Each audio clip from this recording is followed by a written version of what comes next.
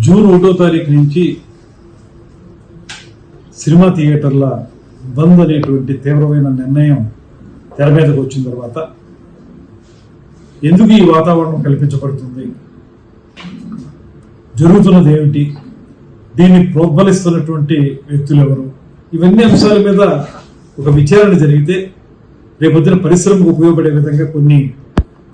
విధానాలని మేము అవలంబించడానికి వీలుగా ఉంటుందనేటువంటి ఉద్దేశంతో ఎప్పుడైతే థియేటర్ల మూసివేత అనేటువంటి అంశం వచ్చిందో నేను హోమ్ సెక్రటరీ గారితో మాట్లాడి వారికి చెప్పాం. అయితే ఇవాళ ఒకటే మేము చెప్పేది అందరికీ కూడా, సినిమా రంగానికి చెందిన వారు కూడా చెప్పేది, ఈ ప్రభుత్వం ముఖ్యమంత్రి చంద్రబాబు నాయుడు గారి నేతృత్వంలో అధికారంలోకి వచ్చిన దగ్గర నుంచి కూడా పరిశ్రమకి పూర్తిగా